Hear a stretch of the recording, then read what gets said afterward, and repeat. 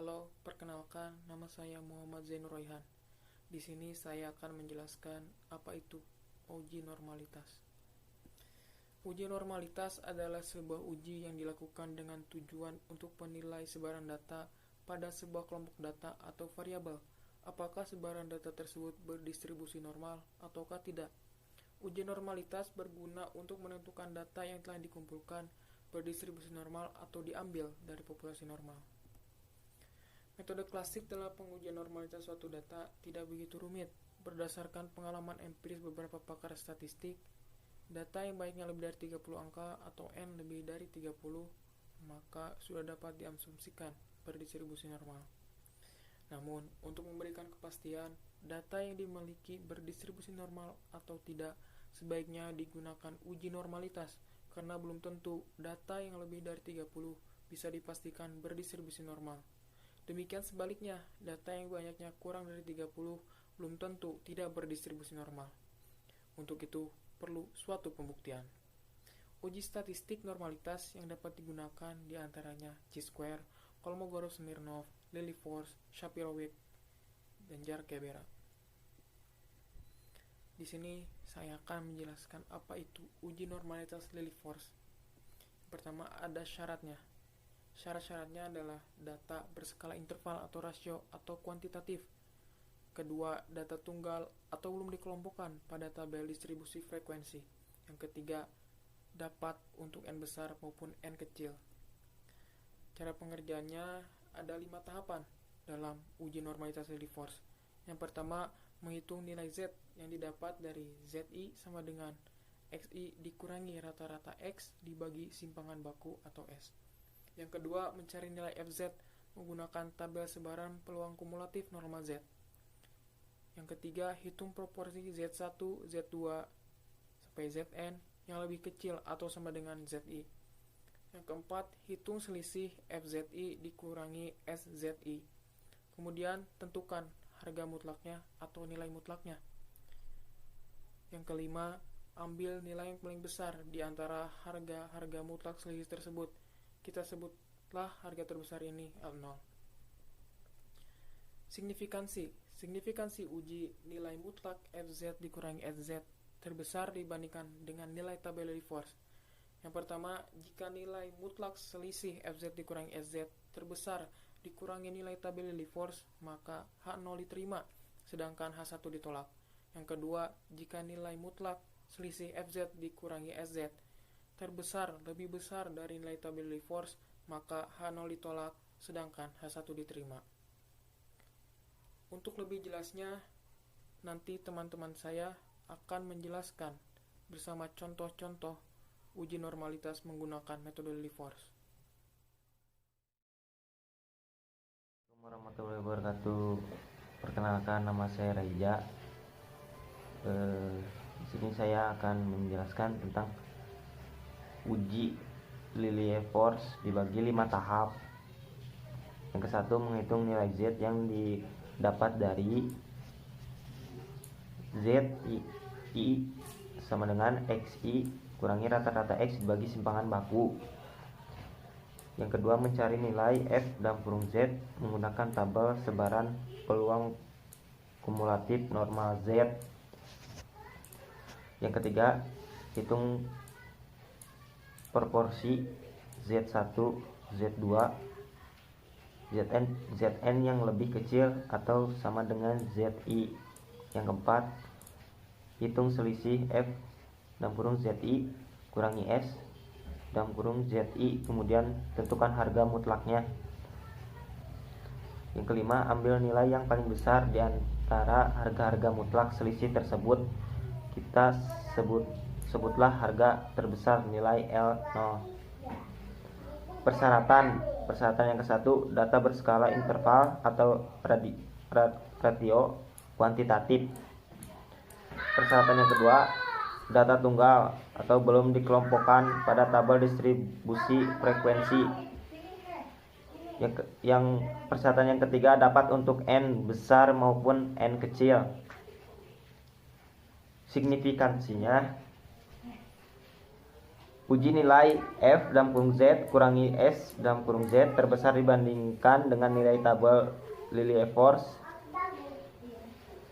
Yang ke-1, jika nilai F dalam kurung Z kurangi S dalam kurung Z terbesar kurang dari nilai tabel Lilliefors, maka H0 diterima sedangkan H1 ditolak.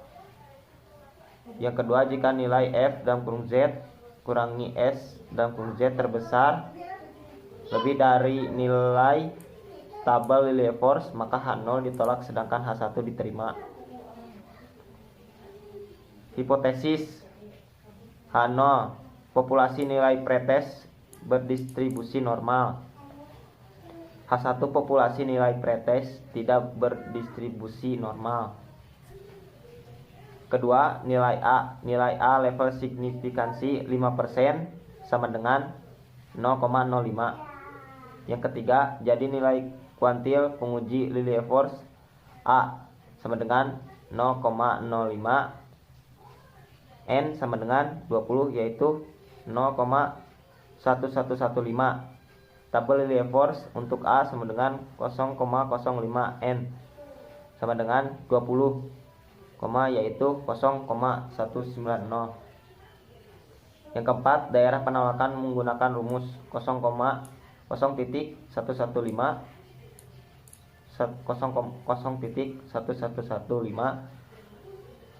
kurang dari 0,190, berarti H0 diterima sedangkan H1 ditolak. 5. Kesimpulan, jadi populasi nilai pretest berdistribusi normal. Terima kasih. Assalamualaikum warahmatullahi wabarakatuh. Nama saya Muhammad Abnel Gipari, Teknik Informatika semester 3 kelas C. Saya akan mempresentasikan tentang tugas dari Ibu Winda Satiska. Ini ya. Ini tabel nilai pos X dan sepertinya. Di sini terisi dari rata-rata dan juga simpangan baku. Penjelasannya, uji Lilliefors dibagi 5 tahap seperti yang ada di sini. 5 tahap dan persyaratannya ada 3 poin.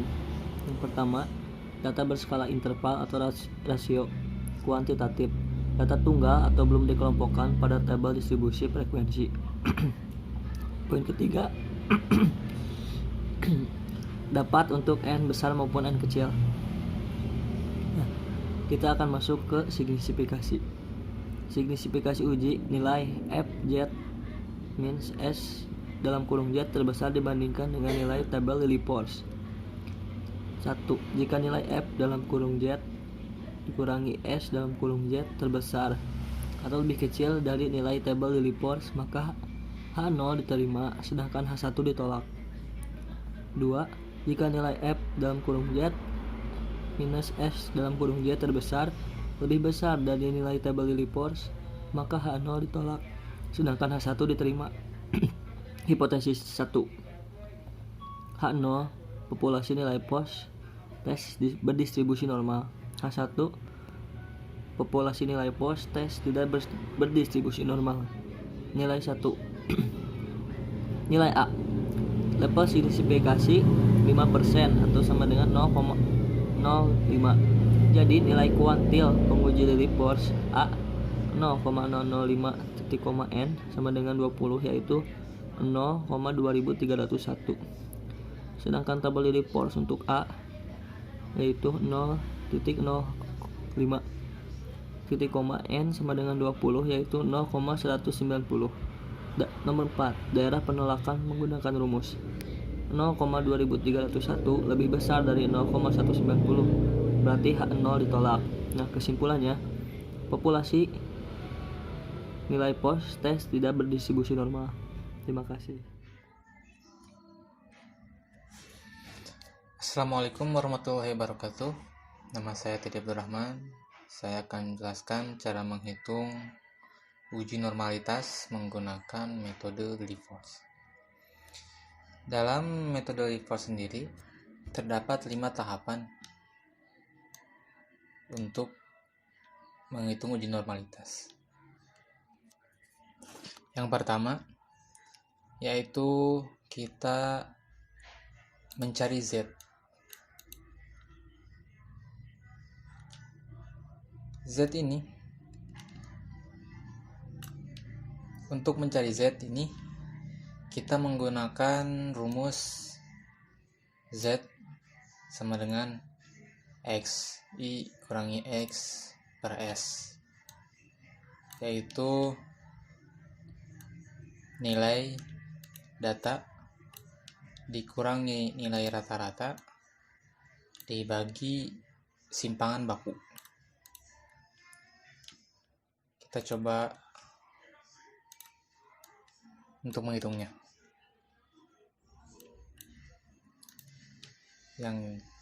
Yang ke-30 95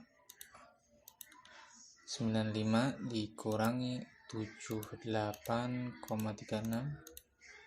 dibagi 8,77 sama dengan 1,89737 sekian. Kemudian dibulatkan menjadi 1,9. Nah, ini Z-nya. Kemudian tahapan yang kedua yaitu mencari nilai FZ menggunakan tabel sebaran. Untuk mencari FZ, kita harus lihat dulu Z-nya. Di sini Z-nya 1,9. Coba kita lihat di tabel kumulatifnya. 1,9.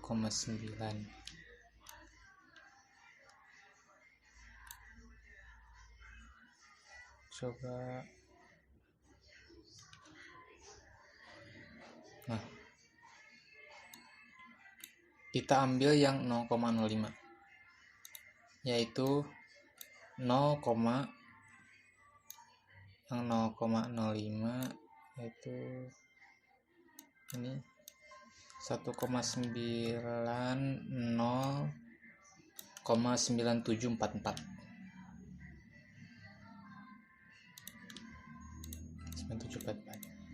Kemudian untuk tahapan yang ketiga yaitu mencari SZ atau SZI, yaitu dengan cara menghitung nilai yang lebih kecil daripada yang dicantumkan FZ. Contoh misalkan yang 0,0202, dikarenakan tidak ada yang lebih kecil daripada 0,0202, maka dia berjumlah 1 karena dirinya sendiri. Contohnya seperti 1 dibagi jumlah keseluruhan data yaitu 30, maka hasilnya 0,0333. Nah, akan menghasilkan SZ. Kemudian untuk yang selanjutnya sama, yaitu mencari nilai yang lebih kecil daripada dirinya sendiri, yaitu 0,0202, dan dirinya sendiri yaitu 0,0606, yaitu berarti 2 dibagi jumlah data yaitu 0,6666, maka hasilnya ini. Untuk tahapan yang selanjutnya yaitu hitung selisih FZ dikurangi ZI, kemudian tentukan harga mutlaknya, yaitu untuk menentukan ini harga mutlak FZ kurangi SZ, yaitu SZ yang ini di FZ ini yang 0,0202 dikurangi 0,0333, maka menghasilkan 0,01313333. Nah, untuk tahapan yang kelima yaitu menentukan nilai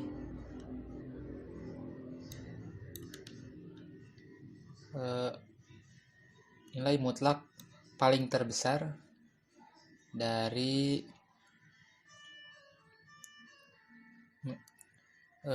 Lily Force.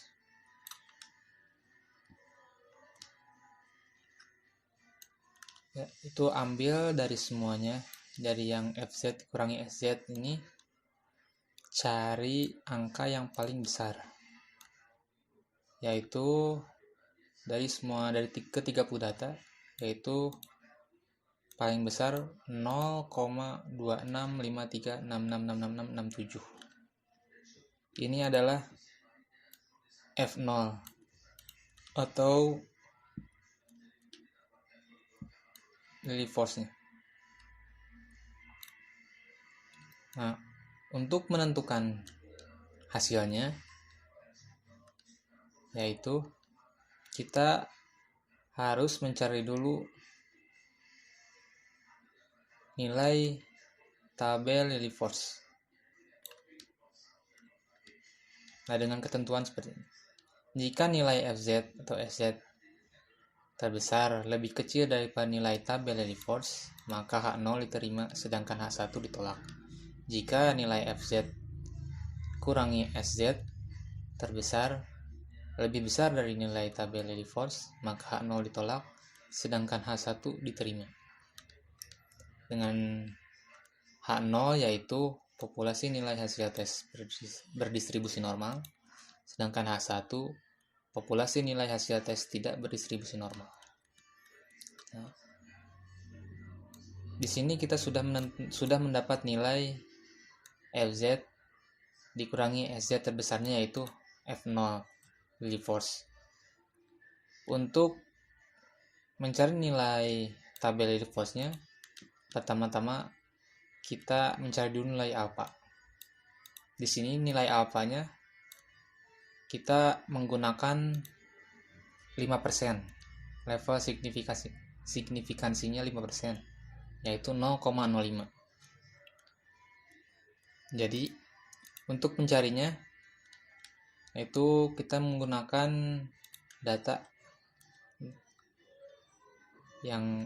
nilai kritis untuk uji Lily Force.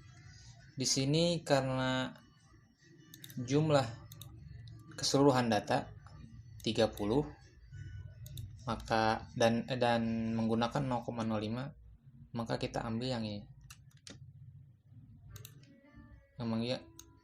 Yang 0,161.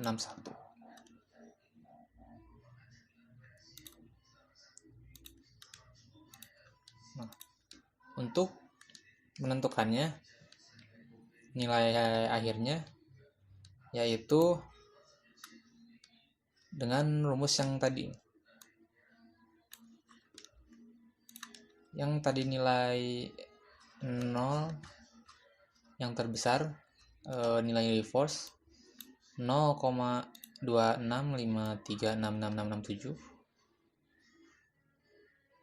dengan 0,161, maka berarti 0,26536667 lebih besar daripada 0,161. Berarti H0 ditolak. Jadi untuk kesimpulan tabel ini, contoh dari data ini,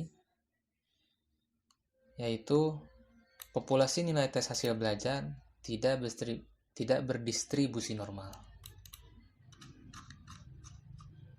Dan untuk data nilainya sendiri ini, saya mengambil dari sumber skripsi Fitri Nurjana, yaitu yang ini, tes hasil belajar X1.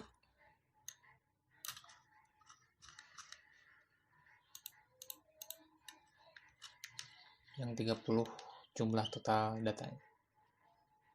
Sekian yang bisa saya sampaikan. Terima kasih. Halo, perkenalkan nama saya Muhammad Zainur Royhan. NIM saya 193051114. Prodi Teknik Informatika Universitas Muhammadiyah Sukabumi. Di sini saya akan menjelaskan bagaimana cara uji normalitas menggunakan metode Lilly Force. Di sini sudah dapat dilihat bahwa ada tabel.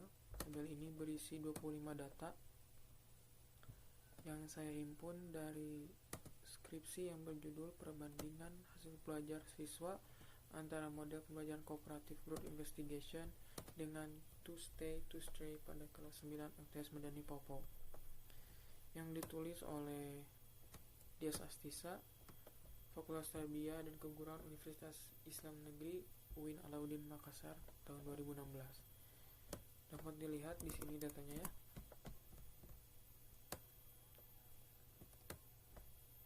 25 data. Oke, langsung saja saya akan menjelaskan bagaimana caranya. Di sini pertama-tama kita harus memasukkan datanya dulu. Kemudian kita urutkan data tersebut dari nilai yang paling kecil sampai dengan nilai yang paling besar. Kemudian kita hitung rata-ratanya. Adapun cara menghitung rata-rata ya, jumlah seluruh data dibagi banyaknya data atau dibagi 25 di sini. Rata-ratanya di sini 66,6. Lalu kita hitung simpangan bakunya. Di sini saya dapatkan simpangan bakunya adalah 11,70. Kemudian langkah kedua yaitu menghitung nilai Z. Nilai Z dapat dihitung ya dengan mengurangi nilai XI atau contoh ini yaitu 40 dikurangi rata-rata 40 dikurangi 66,6 dibagi simpangan baku atau diisi 11,70. Kita buktikan 40 dikurangi 66,6 dibagi 11,70 ya, negatif 2,7. Kenapa di sini saya memasukkan negatif 2,3? Karena nilai ini bisa kita bulatkan. Ya, di sini negatif 2,27 saya bulatkan jadi negatif 2,3 seperti itu. Seterusnya sampai semuanya terisi nilai Z-nya. Kemudian kita cari nilai FZ menggunakan tabel normal kumulatif di sini ya. Signifikansi yang saya pakai di sini adalah 0,05 atau 5%. Caranya kita mencari nilai FZ itu adalah kita lihat nilainya di sini yang tadi kita lihat, yang kita cari yaitu nilai Z-nya negatif 2,3. Di sini kita cari negatif 2,3. Ini. Nah, lalu kita cocokkan dengan nilai signifikansinya yaitu 5% di sini ya. 5% berarti negatif 2,3, signifikansinya 5% yaitu 0,009454. Lalu kita masukkan di sini sama ya. Seterusnya sampai semuanya terisi. Lalu kemudian kita cari nilai SZ-nya ya. SZ ini bisa kita dapat dengan membagi nilai ini yang keberapa, misalnya ini data pertama ya, atau nilai pertama dibagi banyaknya data, misalnya 1 dibagi 25. Kita praktekkan 1 dibagi 25, nah, 0,04. Seterusnya sampai angka yang ke-25 dibagi banyaknya data, yaitu 25 dibagi 25 sama dengan 1. Kemudian kita hitung selisih FZ dikurangi SZ ya. Ini dikurangi ini. Kita praktekkan yang ini. Kita coba 0,0094 dikurangi 0,04 sama dengan negatif 0,036. Ya, sudah sesuai ya. Seterusnya sampai semuanya terisi selisihnya yang ini. Selanjutnya kita mutlakkan nilainya, atau kita cari nilai mutlaknya dari fz dikurangi sz ini. Adapun nilai mutlak itu atau nilai absolut adalah bilangan real yang tidak mempunyai notasi negatif ataupun positif, minus ataupun plus ya. Mudahnya seperti ini. Kalau misalnya negatif menjadi seperti ini, kalau tetap positif ya tetap positif saja seperti itu. Sudah semuanya dinilai mutlakan atau dinilai absolutkan. Kita cari nilai yang paling besar dari nilai mutlak dari selisih fz dikurangi sz ini. Di sini nilai yang paling besarnya adalah 0,1251 ya. Ya, seperti itu untuk menghitungnya. Selanjutnya saya akan menjelaskan signifikansinya. Signifikansi uji nilai selisih mutlak fz dikurangi sz terbesar dibandingkan dengan nilai tabel Lilliefors. Keadaannya pertama, jika nilai mutlak fz dikurangi sz terbesar dikurangi nilai tabel Lilliefors, maka H0 diterima, sedangkan H1 ditolak. Yang kedua, jika nilai mutlak selisih fz dikurangi sz terbesar lebih besar dari nilai tabel Lilliefors, maka H0 ditolak, sedangkan H1 diterima. Sini penjelasannya. Hipotesis H0 yaitu populasi nilai hasil tes berdistribusi normal. H1 populasi nilai hasil tes tidak berdistribusi normal. Di sini nilai level signifikansinya yang saya ambil itu 5% atau 0,05.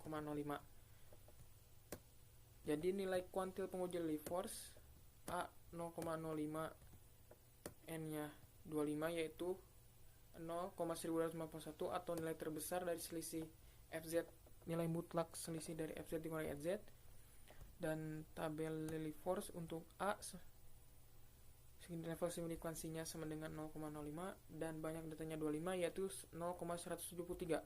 Nah, di sini saya akan menjelaskan di mana kita mendapatkan nilai 0,173 ini. Nilai ini bisa kita dapatkan di sini.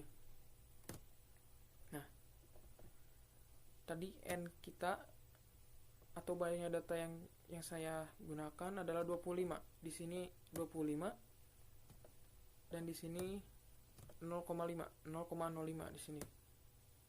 Atau 5%. Jadi 25 dan 0,05 nilai yang harus dimasukkan tabel kritisnya adalah ini 100,173. Nah, jadi dari situlah kita mendapatkan nilai ini. Keempat, daerah penolakan menggunakan rumus 0,1251 lebih kecil daripada 0,173, berarti H0 diterima. Kesimpulan, populasi nilai tes hasil belajar berdistribusi normal. Jadi data yang ini berdistribusi normal menurut metode Lilliefors. Terima kasih. Sekian dari saya.